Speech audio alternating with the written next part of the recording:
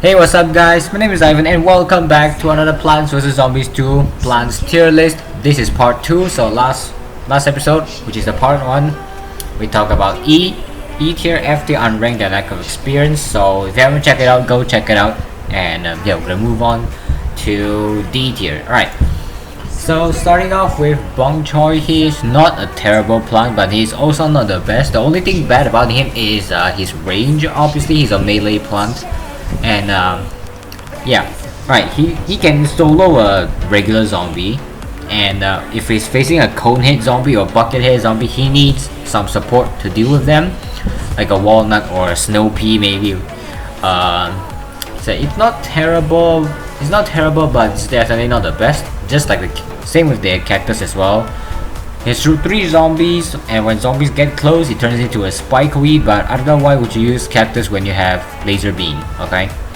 Same with the chili bean. Why would you use chili bean when you have some other type of plants that can stall zombies, like potato mine, primal potato mine, squash, and the most OP plant in the game, mushroom. Yeah. But the only thing chili bean stands out is because you know, he doesn't need time to arm itself, just like unlike the potato mine or the primal potato mine. But the primal potato mine is much effective, and it's the same price but much effective. The primal potato mine has like 5-second charge time, and it's ready, and then it can kill gargantuars in like 2 hits, and can kill a robot max in like 1 hit. So robots aren't affected by chili beans, so that's why it's a D tier. Actually, current, I have no idea what this plant is about. Actually, I do know what it's about. It's just like, I don't know, it's a premium plant. This is a disclaimer right here. I'm a free-to-play player. Most of the premium plants in the game, I don't have it, so I might be wrong. So please don't take it too seriously about these premium plant placements, especially the electric current. Okay, I don't know what to say about him. I don't think he's that effective at dealing with zombies. So Enduring is an interesting plant. The reason why I ranked him lower than the regular walnut is because he's weaker than the walnut, but in compensation, he can deal damage while zombies are eating him, which is good. But I don't think that's worth it. I would rather be a walnut that's gonna be way tankier and deals like no damage. It's fine, just like the tall nut or walnut, the primal walnut, whatever. But because you don't need a walnut to deal damage, okay? You can have like other plants at the back dealing damage. You don't have to be like, you know, a walnut type plant that sacrifices his health for just a little bit of damage. So I don't think that's worth it, and it's, yeah, that's why I rank it, and that's why I ranked Endurian lower than walnut.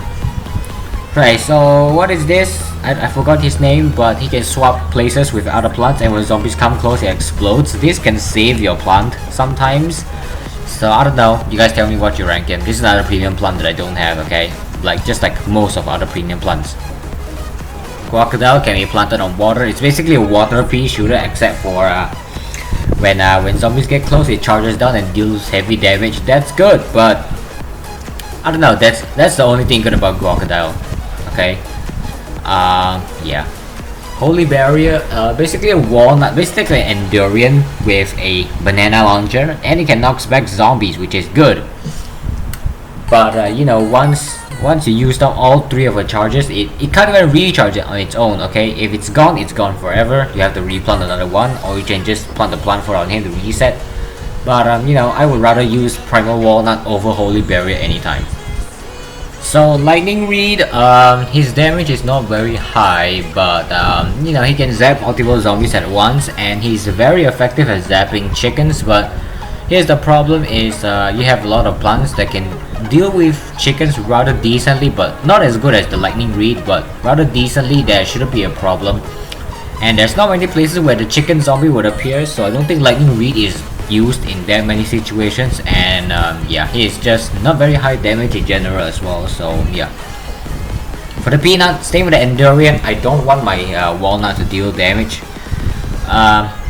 While causing the walnut to have less health, I don't like that. I'm not sure how high health the peanut is, but I don't know. I just don't know why would you use peanut when you have primal walnut. You can get primal walnut for free, but you need to buy peanut for gems or even the real money. So yeah. Peapod is basically a stackable pea shooter. yeah, basically a stackable pea shooter that can stack up to 5 times, and it can deal some decent, not decent, pretty good damage, especially with torchwood, but it's way too expensive, and I rather spend all that sun on winter melons instead. Okay, right. And also, if you want a pea shooter type plant, I would just go with repeater. So yeah, fat beet is basically gloom shroom, but a lot worse. Okay, the damage is very low, very short range, and yeah, very short range, very low damage. The only thing good about him is he can affect other lanes.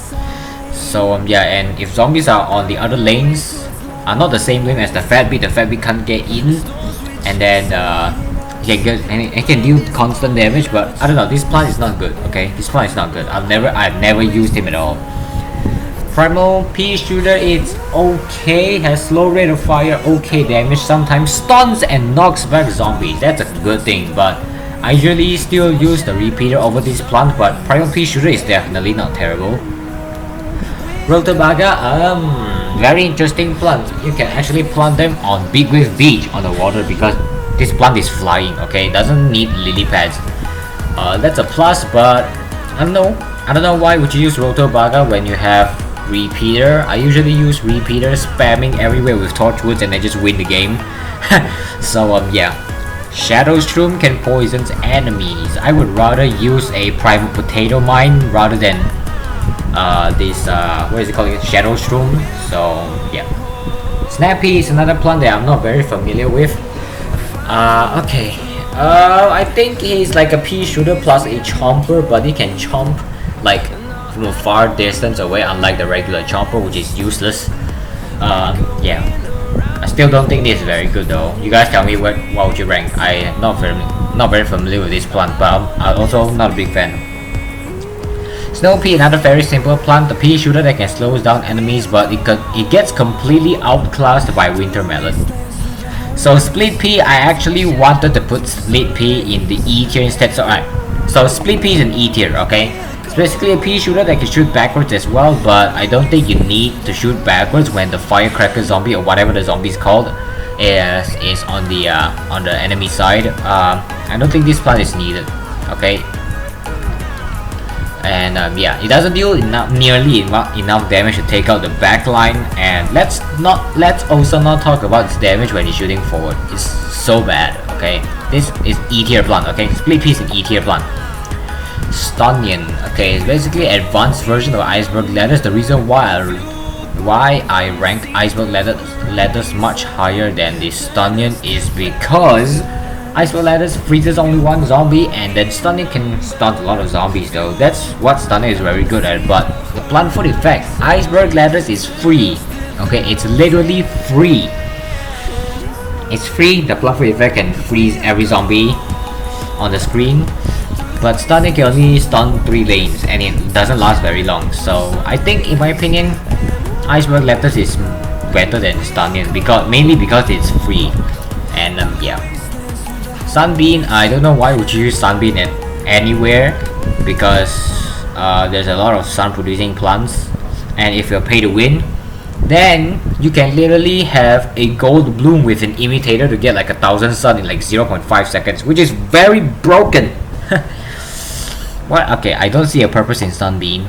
Next is Tango Kelp. Okay, a strong option on the pool, but it can't do anything else rather than drag 1 or 2 zombies down into the water. It's a good option to catch snorkeler zombies, those surfer zombies, the fisherman, or even the octopi zombie, octo zombie. So that's good, but it can't be used anywhere else. So yeah, that's why it's in a D tier. So Tree Peter, very expensive. It's hard to find a reason to use this plant over Repeater. I don't know, this plant is expensive. It's basically like a 3-lane pea shooter that can save a little bit of space, but it's hard to find a reason to use it over Repeater. So yeah, Tall Turnip is okay. I don't think this plant is very needed though. I don't think this plant is needed. It's way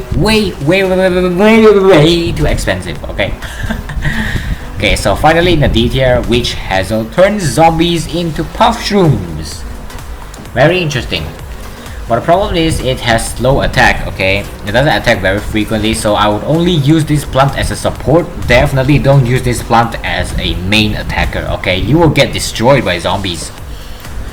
But you know, this plant is turn zombies into mushroom, and yeah, right. Only use this plant as a support. You do not want to use this plant as a main attacker. You will get destroyed by a lot of zombies. So that's why it's an idiot here. You can't do anything by yourself. Even if you spam it, like you have like 5 columns of these, maybe you can do something. But I would rather just spam 5 columns of repeaters with torchwood and just destroy everything. So yeah, right, that's the D tier plant. Okay, in the next episode we will talk about C tier plants, and I hope you guys enjoyed this video. If you guys did enjoy it, be sure to smash the like button and subscribe so you won't miss any future videos. I'll thank you guys so much for watching. My name is Ivan and I'll see you guys in the next video. Peace out, goodbye, have a nice day.